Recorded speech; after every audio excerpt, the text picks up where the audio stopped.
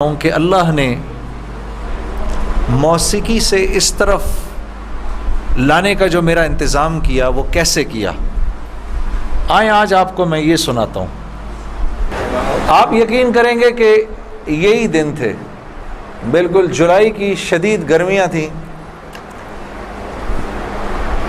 पंजाब में तो जुलाई में थोड़ा मौसम थोड़ा सा कदरे बेहतर हो जाता है। कराची में जुलाई में हब्स बढ़ जाता है और बहुत बढ़ जाता है। तो यही जुलाई के दिन थे, मैं गाड़ी में बैठा हुआ, शीशा उसका चढ़ा हुआ था और मैं जा रहा था। तो मैंने अपने बाएं तरफ से एक जमात को गुजरते हुए देखा। मुझे कुछ इस तरह पता था कि ये कुछ ऐसी कुछ एक जमात है जो लोगों को मस्जिद की तरफ ले जाती है और वो तंग वंग करती है, लोगों को घरों से निकाल लेती है, तो लोग इस जमात से भागते फिरते हैं। कुछ ऐसा सुना था मैंने, कोई एक ऐसी जमात है। तो मेरे दिल में ये ख्याल आया कि देखो तुम तो आराम से घर में बैठे हुए हो, गाड़ी में बैठे हुए हो, और ये देखो ये बेचारे लोगों को नमाज की तरफ, अल्लाह की तरफ बुला रहे हैं और उनके कपड़े बिल्कुल भीगे हुए थे पसीने से, और तुम इनके बारे में गलत सोच रहे हो। ऐसा ना हो कि आगे जाके तुम्हारी गाड़ी वजे कहीं। तो अपनी गाड़ी को बचाने के चक्कर में मैंने वहाँ से यू टर्न मारा और यू टर्न मार के मैं वापस लाया, और वापस ला के मैंने गाड़ी को ये जमात के कुछ जो साथी थे उनके आगे रोक लिया। रोक के मैं गाड़ी से उतर के मैं जो जमात का जो सबसे आगे जो थे बुज़ुर्ग थे, मैं उनके पास गया और मैंने जाके उनसे ऐसे हाथ किया, हाथ मिलाकर मैंने कहा जी आप बड़ा अच्छा काम करें, मेरे लिए भी दुआ करें, ऐसे ही कह दिया मैंने। तो उन्होंने मेरा हाथ पकड़ लिया और मुझे कहने लगे मैं आपके लिए ज़रूर दुआ करूँगा। अब मुझे क्या पता कि गश्त पर निकला हुआ हो कोई और वो गश्त पे निकला हुआ आदमी दुआ करे, ये कैसे हो सकता है अल्लाह कबूल ना करे। हो सकता है उस अल्लाह के वली ने मेरे लिए दुआ कर दी हो। अब आप लोग अल्लाह का निज़ाम देखें मेरी बहनों और मेरे भाइयों, बहुत अजीब बात है। उस जमात में एक जो लड़के थे उनमें से एक ने अपनी मस्जिद में जाकर बताया तुम्हें पता है आज हमें रोका किसने। तो उन्होंने कहा भाई किसने रोका? कहा वो उस सिंगर नहीं है जुनैद जमशेद, उसने आज, ये लोग मकामी गश्त कर रहे थे, उसने गश्त के दौरान हमें रोक लिया। उसने हमसे ऐसे कहा भाई हमारे लिए दुआ करना। और जिस मस्जिद में उसने ये बात कही, उस मस्जिद में एक नमाजी था जो तबलीग में लग चुका था। वो 16 साल पहले मेरे साथ स्कूल पढ़ता था। अल्लाह का निज़ाम देखें, 16 साल पहले मेरे साथ स्कूल में पढ़ता था, तबलीग में लग चुका था। उसने कहा किसने रोका तुम्हें? कहा वो नहीं है, वो सिंगर जुनैद जमशेद, उसने रोका हमें। इसने कहा अच्छा मैं ठीक है। अब मेरे इस दोस्त ने मुझे ढूंढना शुरू किया। हाँ बच्चों आप लोग आगे आ जाओ, इधर कालीन पर आ जाओ, इधर आ जाओ, इधर आ जाओ, आओ मेरे भाई आगे आ जाओ, इधर कालीन पर बैठ जाओ। मेरे लिए तो ये काफ़ी है, ये कालीन तुम्हारा ही है, बैठ जाओ इधर आके बैठ जाओ। लेकिन बात नहीं करनी और ये नहीं करना। आपने अंकल की बात सुननी है, ठीक है, ये नहीं करना, ये नहीं करो थोड़ी देर के लिए, क्योंकि अगर ये करते रहोगे फिर बेटा समझ ही नहीं आएगी हमने क्या बात की। ठीक है, 2 मिनट के लिए शैतानी हथकंडे से जान छुड़ा लो। हाँ अच्छा, तो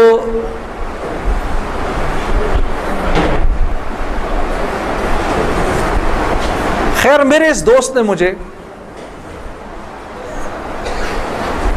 ढूंढना शुरू किया और इस वाक़े की कोई तकरीबन 1-1.5 महीने बाद इसने मुझे ढूंढ लिया। और एक दिन जी मेरे घर फ़ोन आता है, जुनैद। अब मैंने जब मुझे पहचाना, उसने बोला जुनैद मुझे पहचाना। आप यकीन करेंगे मैं 16 साल बाद इसकी आवाज़ सुन रहा था, मैं पहचान गया। मैंने कहा जुनैद बोल रहे हो? हंसने लगा। तू मुझे पहचान गया? मैंने कहा मैं बिल्कुल पहचान गया, तो इतना तू शरारती लड़का था तू क्लास के अंदर। और मैंने कहा क्योंकि हम दोनों के नाम एक थे तो तेरे चक्कर में मैं भी बदनाम रहता था। हंसने लगा, यार कमाल है तूने मुझे पहचान लिया। मैंने कहा हाँ मैंने पहचान लिया, मैंने तेरे से मिलना है। मैंने कहा क्यों? कहता है बस ऐसे ही, वजह कोई नहीं है। मैंने कहा यार अच्छा हमारी जिंदगी ऐसी थी, शोबिज़ की जिंदगी थी हमारी, कि हमारा दिल मिलने को नहीं करता था किसी से। यानी हमने मैनेजर रखे होते थे जो हमें सिर्फ लोगों से दूर रखते थे। उनका काम था लोगों से बात करना, लोगों से डील करना, हम तक कोई ना पहुंचे बस। यहां तक कि आप हैरान होंगे अगर मैं आपको बताऊं, ये बड़ी एक अफसोसनाक बात है कि हमारे अपने घर वालों का हमारी जिंदगी में रोल कम होता था, इन मैनेजर्स का रोल ज्यादा होता था। आपने घर कब जाना है, बच्चों से कब मिलना है, ये तक इन मैनेजरों के हाथ में होता था। तो अब कोई मुझे फोन करे कि मैंने तुमसे मिलना है, ये थोड़ी कि मैं फौरन मिल लूंगा इससे। अब पता नहीं अल्लाह जाने इसने क्यों मिलना है, मेरा वक्त जाया करेगा क्या है। तो मैंने जुनैद गनी से कहा कि यार बगैर वजह के क्या क्यों मिलना है तुमने, बस ऐसे ही। मैंने कहा इंशाअल्लाह देखो फिर चलो अल्लाह ने कभी मौका दिया तो मिलेंगे। कड़क मैंने फ़ोन बंद कर दिया, हमें तो आदत थी फ़ोन बंद करने की। अगले दिन फिर फ़ोन आ गया उसका। मैंने अब क्या काम है? काम कोई नहीं, मिलना है। क्यों? यार कोई वजह नहीं, मिल लेते हैं। मैंने कहा यार वक्त नहीं है, फ़ोन पे बात कर लो। नहीं फ़ोन पे काम कोई नहीं है। कड़क फ़ोन पर एक दफ़ा हुआ, दो दफ़ा, अब उसका मैं हेलो सुनता था, फ़ोन बंद कर देता था। ये सिलसिला 1-2 महीने तक चलता रहा, यहां तक कि जुनैद गनी को मेरे घर के नौकरों के नाम याद हो गए, फ़ोन उठाने वालों के नाम याद हो गए, सब कुछ याद हो गया। उसको सब पता होता था मैं कब पाकिस्तान में हूँ, कब नहीं हूँ, कब कहाँ हूँ, सब। एक दिन उसका फ़ोन आया, तो जब मैंने फ़ोन रखने लगा मुझसे कहता देख मैं तुझे अल्लाह का वास्ता देता हूँ, मेरी 1 मिनट की बात सुन ले। मैंने बोला बोलो। मैं अभी उम्रा करके आया हूँ, तो मैं मदीने और मक्के की खजूरें और जमज़म और ये कुछ चीज़ें लेकर आया हूँ, ये ले ले मेरे से, फिर उसके बाद मैं चला जाऊँगा। कितनी देर के लिए आओगे तुम? 5 मिनट के लिए। मैंने कहा हाँ 5 मिनट। जुनैद गनी याद रखना, 5 मिनट, 5 मिनट। दोपहर को मुझे याद है 3:30 बजे अभी तक प्लानिंग हुई, जुनैद गनी साहब आए। अब मैंने जब जुनैद गनी को देखा तो मेरा तो दिमाग ही चकरा गया। क्या देखता हूँ, सफ़ेद लिबास ही जैसे मौली साहब ने पहना हुआ है, सर पे पगड़ी, इतनी बड़ी दाढ़ी, ऊपर वास्केट पहनी हुई उसने, पाइंचे उसके ऊपर। मैंने कहा जुनैद गनी ये तुझे क्या हो गया? कहता है मुझे क्या हो गया? मैं क्या कहूँ तुझे क्या हो गया? मैंने कहा ये तेरा हाल, तेरे जैसा है शैतान, ये इतना बड़ा बुजुर्ग बना हुआ, आओ बैठो मेरे पास। आया, मेरे पास बैठा, उसने मुझे खजूरें दी, जमजम दी, जानमाज दी, और पूरे 5 मिनट में कहता है मेरे 5 मिनट पूरे हुए, अब मैं चलता हूँ। मैंने कहा नहीं, अब बैठ जाओ, बैठ जाओ, मुझे बताओ ये सब क्या है। फिर मुझे कहने लगा चल छोड़ इसको यार, स्कूल की बात करते हैं। मैंने कहा स्कूल छोड़ो, मुझे बताओ ये क्या है, ये किन्होंने तुम्हारा हाल किया? ये मुझसे कहने लगा मिल लो इनसे। मैंने कहा हाँ मैंने इनसे मिलना है, मैंने इनसे मिलना है। आप सोचो कोई आदमी तबलीग वालों के चंगल में फंस जाए, हाँ? तो मुझसे कहता है कल से हमारा इज्तिमा शुरू हो रहा है, मेरे साथ इज्तिमा पर चलो। मैंने कहा मैं चलूँगा, तो मैं कल तुम्हें पिक करने आऊँगा, सुबह के वक्त पिक करने आऊँगा। आप यकीन करो 5 मिनट के लिए आया था, 3.5 घंटे मैंने बिठा के रखा उसको अपने पास।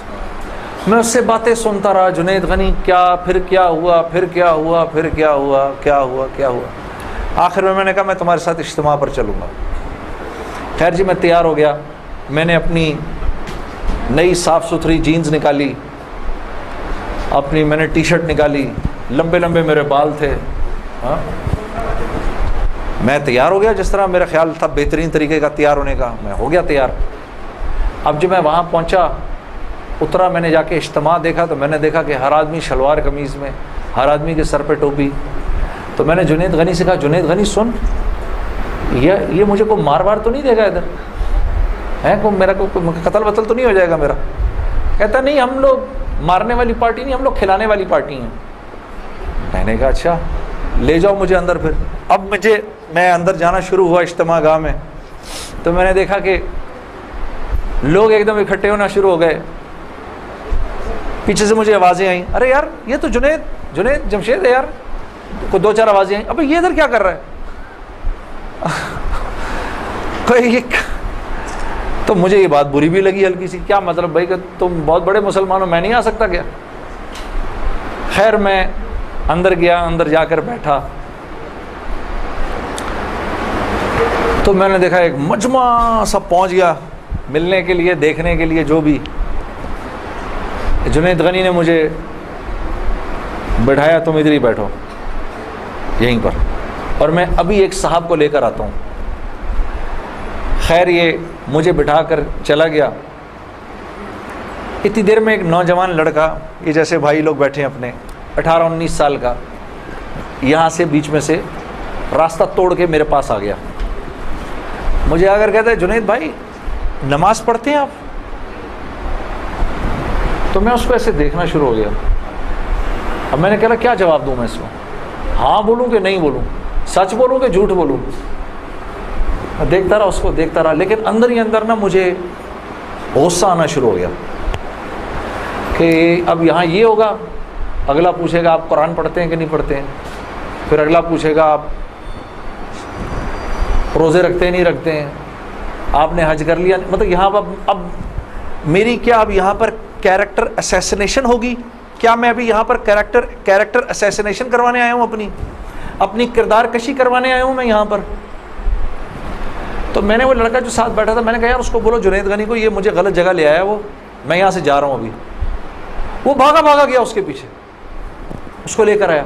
जुनैद गनी ने कहा क्या हो गया यार जुनैद, क्या हो गया? मैंने कहा यार कुछ नहीं। तो वो कहता है ये अभी एक लड़के ने आके पूछा था इनसे, आप नमाज पढ़ते हैं नहीं पढ़ते हैं? तो जुनैद गनी ने कहा तूने इस लड़के को आने क्यों दिया? इतना गुस्से हुआ वो उस पर। मैंने जुनैद गनी को ठंडा किया, मैं खुद भी थोड़ा ठंडा हुआ। मैंने कहा यार क्यों नाराज़ होता है? वो लड़का बात तो सही कर रहा था ना कि नमाज पढ़नी तो चाहिए मुझे। तो उसने जो जुमला बोला ना मुझे, वो मुझे आज तक याद है। जुनैद गनी ने जो जुमला बोला, उसने कहा जुनैद हम क्यों नहीं पूछते कि तुमने क्यों नहीं किया, हम तो तरगीब देते हैं, उसके बाद अल्लाह से दुआ करते हैं कि अल्लाह वो नेकी करने की तौफीक दे। हाँ, वो आज भी मुझे वो बात याद है। अल्लाह पाक ये मुझे भी अता करे कि हम किसी से ये ना कहें भाई तुमने क्यों नहीं किया ये, बल्कि नेकी की तरगीब दें और फिर अल्लाह से रात को दुआ करें अल्लाह मेरे इस भाई को, मेरी इस बहन को तौफीक दे, वो इस नेकी को कर सके। फिर मैंने कहा जुनैद गनी को चल छोड़ यार, मैं इधर ही बैठा हूं, मैं कहीं नहीं जा रहा। अब जुनैद गनी साहब ने एक साहब को बुलाया, उनका नाम था डॉक्टर बुलंद इकबाल। अभी जब मैं शान रमज़ान अभी ये शान रमज़ान कर रहा था ना, ये अभी कुछ पिछले रमज़ान में, तो डॉक्टर बुलंद इकबाल साहब बड़े अरसे बाद मुझे मिलने आए। मैं मिला उनसे, बड़ी खुशी हुई। मैंने उनको याद कराया वो वाक़या जो मैं अब आपको सुनाने लगा हूँ। तो डॉक्टर बुलंद इकबाल साहब मेरे सामने आके बैठ गए। और डॉक्टर बुलंद, अब तबलीग वालों का बहन मैं ज़रा सा आपको बताऊं कि तबलीग वाले ना अब वो सामने वाले को जानते नहीं है, लेकिन उसको अल्लाह की दावत तो देनी है। तो आप पहले उससे पूछते हैं भाई आप कैसे हैं, खैरियत से हैं, आपका इसमें गिरामी क्या है? अच्छा माशाल्लाह माशाल्लाह, बड़ी खुशी हुई आपसे मिलके, ये मेरा नाम है, बड़ा अच्छा किया आप आए। फिर बातों बातों में पूछते हैं कि आप क्या करते हैं। तो मेरे से भी उन्होंने पूछ लिया, तो जुनैद साहब आप क्या करते हैं? तो मैं चुप कर गया। अच्छा कोई बात नहीं, आवाज़ आ रही है ना मेरी? ठीक है, अल्लाह आप लोगों को खुश रखे। जी जी। तो मेरे से पूछने लगे जुनैद साहब आप क्या करते हैं? अब मैं उसकी शक्ल देखना शुरू हो गया। मैंने कहा अभी तक तो जी जी जी अच्छा अच्छा अच्छा अच्छा हो रही है इसकी रिकॉर्डिंग?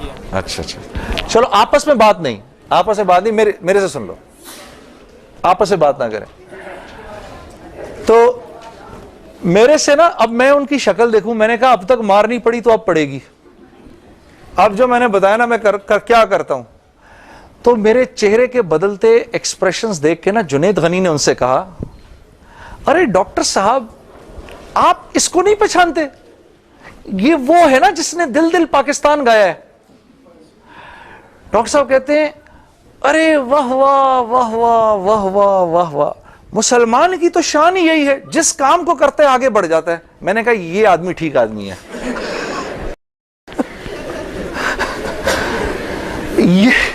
ये बिल्कुल ठीक आदमी है, इससे करो दोस्ती। तो बाद में मैंने डॉक्टर साहब से कहा, डॉक्टर साहब ये जवाब आप कहां से लाए इतना खूबसूरत सा? तो मुझे कहने लगे, यार मैं ना तुझे जानता ना मुझे ये पता दिल दिल पाकिस्तान क्या। तो जब इसने बोला ना कि इसने दिल दिल पाकिस्तान गाया, तो मैंने कहा वाह वाह वाह वाह, और मैं दिल में दुआ करूं, या अल्लाह जल्दी से सही जवाब मेरे जहन में डाल, जल्दी से सही बात डाल मेरे जहन में। तो मैंने फट कह दिया, और ये बात मेरे दोस्तों है भी सच कि मुसलमान की शान ये है, मुसलमान जिस काम को करता है ना, मुसलमान उस काम में आगे बढ़ जाता है। सारी दुनिया में जिन कामों को आप बुरा काम समझते हैं ना कि ये बुरे काम हैं, उन बुरे कामों को भी अगर कभी किसी मुसलमान ने किया ना, तो यकीन करो गैरों से भी ज्यादा किया। हाँ यकीन करो, मुसलमान एक अजीब उम्मत है, हमसे बेहतर कोई नहीं। कुन तुम खैरा उम्मा, बस ये हर लाइन से बेहतरीन उम्मत है। जिसको अल्लाह ही कह दे तुम बेहतरीन हो, तो फिर हमें दूसरों से पूछने की क्या जरूरत है कि हम अच्छे हैं कि बुरे हैं? हाँ, अब मैं पूरा दिन डॉक्टर बुलंद इकबाल साहब के साथ फिरता रहा, और जब दिन का आखिर आया तो जुनैद गनी ने मुझे कहा कि चल मैं तुझे अब घर छोड़ दूं। मैंने कहा घर तो मुझे छोड़ दो, लेकिन ये बिस्तरे क्या हैं, ये जो बिस्तरे लगे हुए हैं? कहा ये रात को लोग यहां सोएंगे। मैंने कहा और ये जो बुजुर्ग हजरात हैं ये? कहा ये भी इधर ही सोएंगे। मैंने कहा यार मैं तो इनसे ज्यादा फिट आदमी हूं, अगर ये बूढ़े लोग इधर सो सकते हैं तो मैं भी सो सकता हूं। तो उसने कहा यार नूर अल्लाह नूर, तेरे लिए भी बिस्तरा लगा देते हैं।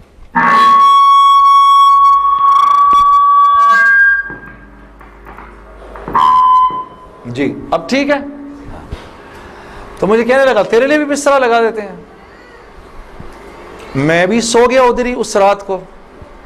वो शायद जिंदगी की पहली दफा जिंदगी में रात को तहज्जुद की नमाज पढ़ी, उठा दिया उसने बीच में। तो एक दिन गुजरा, दूसरा दिन गुजरा, तीसरे दिन मौलवी तारिक जमील साहब का बयान था। अब मैं तो नहीं, मुझे तो नहीं पता ये कौन है।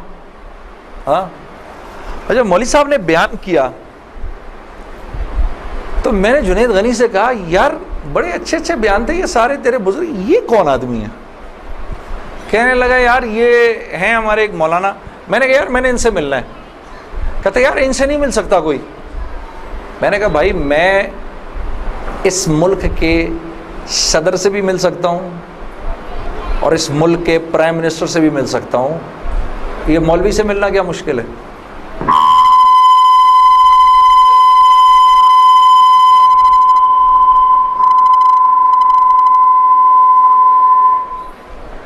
अब ठीक है, ठीक ठीक बेहतरीन। थोड़ा सा इसका गेन थोड़ा कम कर दो, ठीक है। इनमें से ज्यादातर लोगों को नहीं पता कि इस माइक से मेरा ताल्लुक जो है वो इन सारों की उम्रों से भी पुराना है। अच्छा अब ठीक है, अब ठीक। आप लोगों को पीछे आवाज आ रही है? बस बस। तो खैर मैंने उसको कहा मुझे मिलना है, हर सूरत में मिलना है। कहने लगा कि यार किस तरह करेंगे, चल मैं तुझे लेके चलता हूँ। खैर जी हम पूरे मुजमे में से निकले दोनों, करते करते करते वो पीछे हजरात के टेंट्स लगे हुए थे, कुरंगी में हुआ था ये कराची का इज्तिमा। मैं और ये बात कर रहा हूँ 1997, सितंबर 1997, 3rd सितंबर, मुझे अभी तक याद है, मेरी सालगिरह थी, 3 सितंबर 1997। उम्र भी बता दूं मेरी क्या हो गई थी, मालूम है सब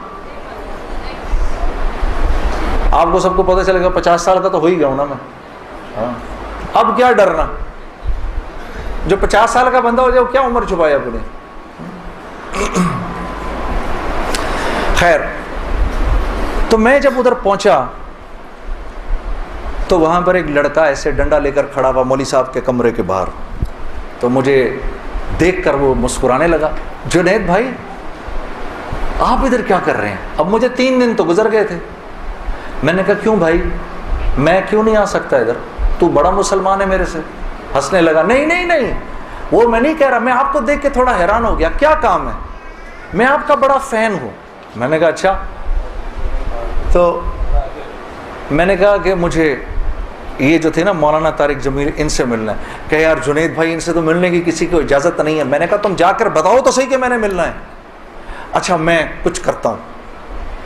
खैर वो अंदर गया, उसने अंदर जाकर कहा कि आप आए अंदर।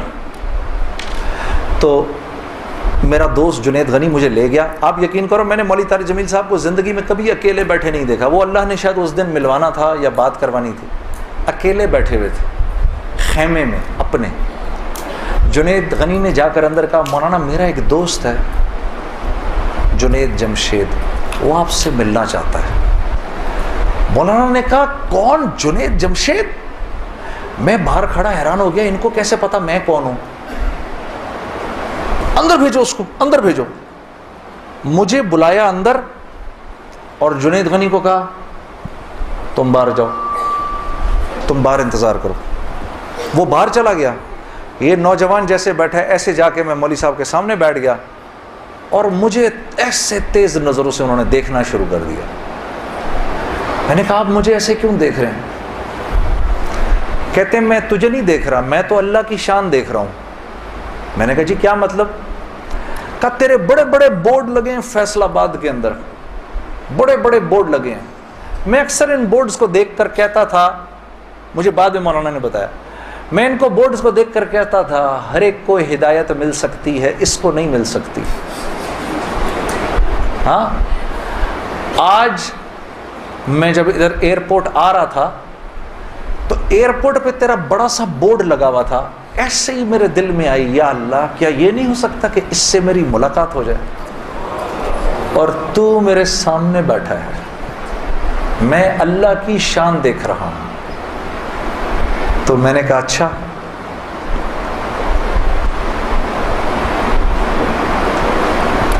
कहने लगे दिल दिल पाकिस्तान तूने गाया है। मैंने कहा जी। मैंने कहा आपने सुना है। कहा नहीं सुना तो नहीं, बसों के पीछे लिखा देखा है। मैंने कहा चलो ये किसी यूं पहुंचा ना पहुंचा, आए तो सही बरसरे इल्जाम ही आए। हाँ, होठों पे कभी उनके मेरा नाम ही आए, आए तो सही बरसरे इल्जाम ही आए। मैंने कहा चलो यूं नहीं तो यूं से, तारुफ यूं नहीं हुआ तो यूं हो गया, बसों के पीछे तो लिखा देख लिया। कोई नहीं कोई नहीं, इधर सुनो। और ये हमारे मुल्क की सौगात है, इस पे घबराना नहीं चाहिए यार। ये ऐसे हो जाते हैं, हाय ये क्या, अरे यार क्या हो गया, बिजली चली गई ना, आ गई। ये तो हमारे मुल्क की सौगात है, इस पे घबराना नहीं चाहिए। हाँ, इस पे इसलिए नहीं घबराओ, आप नहीं घबराओगे ना तो गैर भी नहीं घबराएंगे। जब आप घबरा जाते तो गैर भी कहते हैं हाँ यार कोई अजीब सी बात हो गई है। तो हाँ, उनको भी बोलो यूज टू हो जाओ भाई, हम लोग मिल बांट के खाने वाले हैं, कभी आपके घर नहीं तो कभी उनके घर नहीं। हाँ, कभी मेरे घर तो कभी आपके घर, तो इस पे घबराना नहीं चाहिए। खैर, तो मैंने मौलवी साहब से कहा मौलाना मेरा एक सवाल है, एक पाकिस्तानी नौजवान मेरी उम्र का, जिस नाम शोहरत का तस्वुर भी नहीं कर सकता, वो सब का सब मेरे पास मौजूद है, लेकिन मैं अंदर से खाली हूँ। लोग इस बात को नहीं जानते। लोग समझते हैं कि मैं बहुत खुश हूँ, लेकिन मैं अंदर से बहुत परेशान हूँ, बहुत इस्तिराब है और इसकी वजह मुझे समझ नहीं आती। फरमाने लगे तेरा मसला ये है कि तुझे चोट लगी है सीधे घुटने पर और तू मरहम लगा रहा है उल्टे घुटने पर। मैंने कहा जी वो कैसे? फरमाने लगे देखो अल्लाह ने इंसान को दो चीज़ों से बनाया है, एक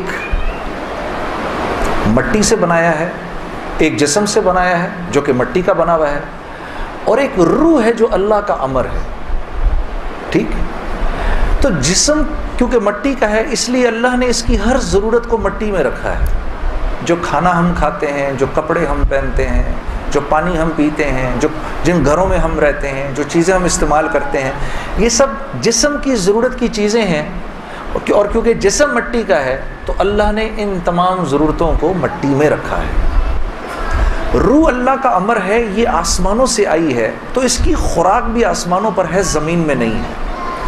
फिर फरमाने लगे अगर मैं तुमको सोने के एक महल में बंद कर दूं और 4 दिन खाने को ना दूं, तुम क्या करोगे? मैंने कहा जाहिर सी बात है मैं चीखूंगा कि मुझे कुछ खाने को दो।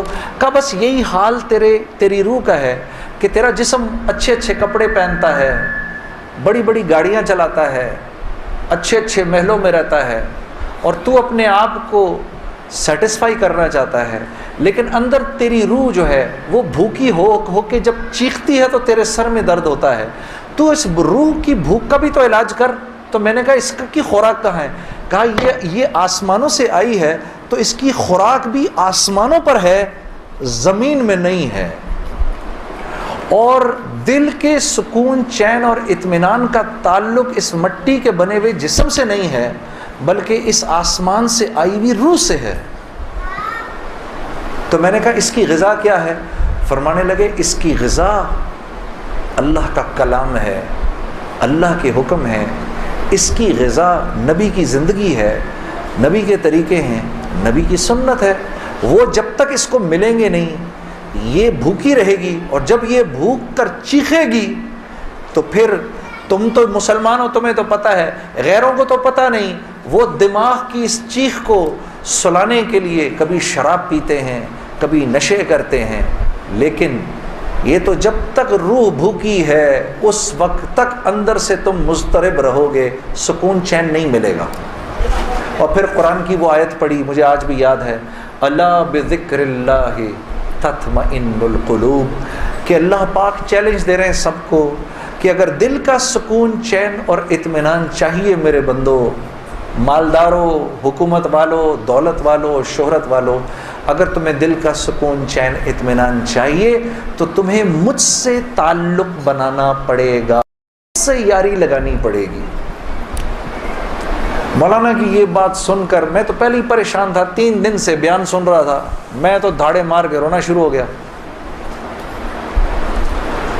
रोता रहा बड़े देर तक। फिर जब मुझे थोड़ा सा चैन आया तो मैंने कहा मौलवी साहब इसका मतलब क्या है, मेरी पूरी ज़िंदगी बर्बाद हो गई?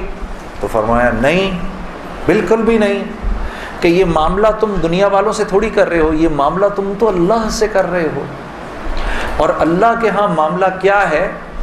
अल्लाह के यहाँ मामला क्या है कि अभी इंसान अल्लाह रब्बुल इज़्ज़त से माफ़ी मांगने का इरादा ही कर रहा होता है, दिल में अभी ख्याल ही आ रहा होता है कि अल्लाह रब्बुल इज़्ज़त अगले पिछले माफ़ कर देते हैं सारे।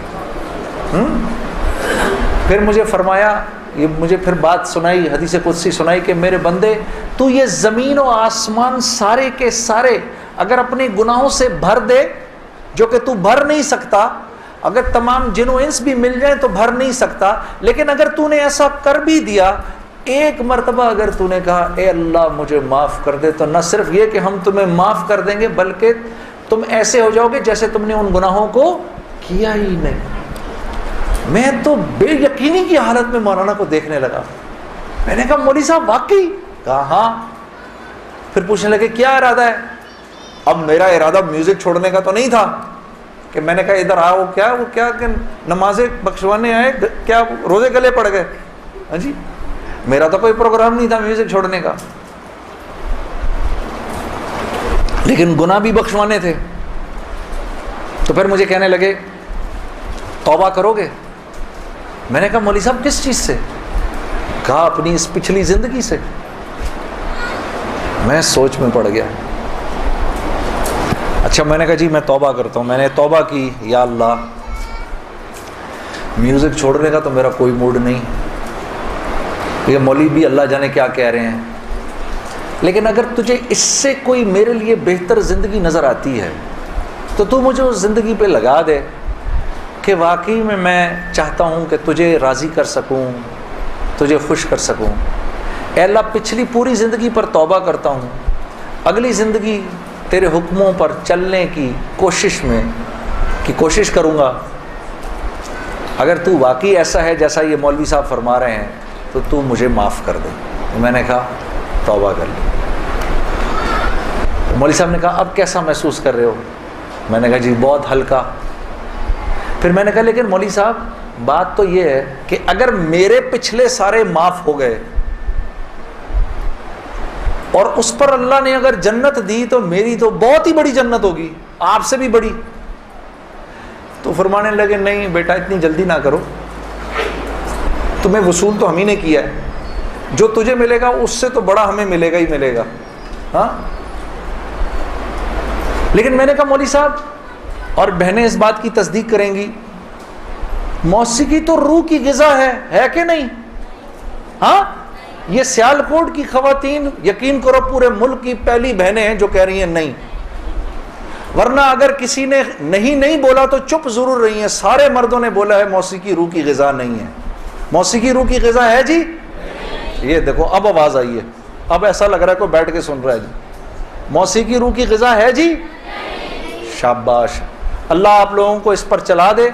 अल्लाह रब्बुल इज़्ज़त आपके मोबाइलों में जितने भी गाने हैं सब उड़ा दे इसी वक्त, घरों में जितनी कैसेटें हैं सब टूट जाएं, अल्लाह करे सारी सीडियां टूट जाएं, अल्लाह पाक ऐसे करे गाने की आवाज़ ही ना सुनने को मिले आज के बाद आप में से किसी को। ये सोच लो आमीन कबूल हो जाएगा, अब सोच के बोलना आमीन। तो मौलवी साहब ने मुझे कहा कि नहीं, मौसीकी रूह की ग़िज़ा नहीं है, मौसीकी नफ्स की ग़िज़ा है। मौसीकी किसकी ग़िज़ा है? नफ्स की। ये वाकई नफ्स की ग़िज़ा है और ये ऐसा जहर है, ऐसा जहर है, ये जब अंदर जाता है तो पता ही नहीं चलता कि नुकसान कितना कर गया है।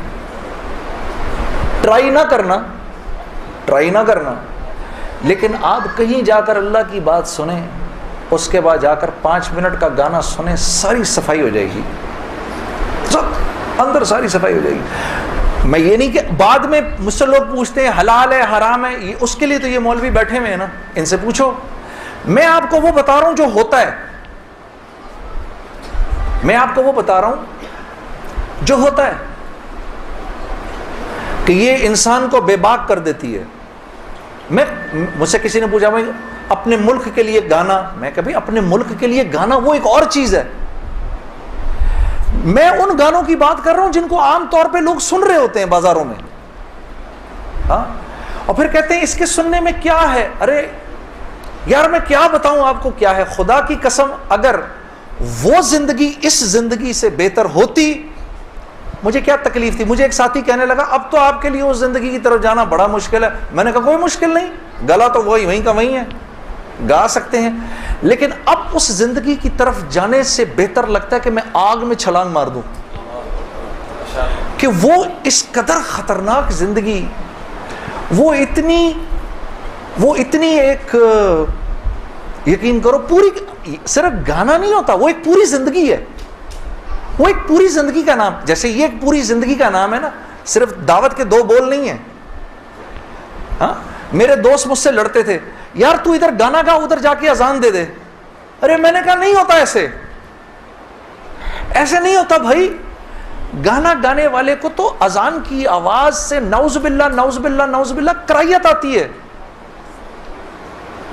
कराहियत आती है। मुझे याद है हम कॉन्सर्ट कर रहे होते थे और मगरिब की अजान अगर होती थी यकीन करो वो, क्योंकि वो तो दावत के बोल है ना, इधर तो एक गलत काम हो रहा है ना, वो तो दावत के बोल हैं। वो दावत के बोल जब हमें सुनाई देते थे तो वो हमारे सीने को फाड़ के निकल जाते थे। ऐसे थोड़ी होता है, ये कोई खेल मजाक है क्या, या ये कोई टीवी का प्रोग्राम है कि जिसमें एक्टिंग हो रही है कि नहीं भाई इधर जाकर अजान दे दी, इधर जाके गाना गा दिया, उधर जाके अजान दे दी। ऐसे नहीं होता। और फिर अल्लाह के नेकी के काम करने की तो अल्लाह की तरफ से तौफीक मिलती है मेरे दोस्त।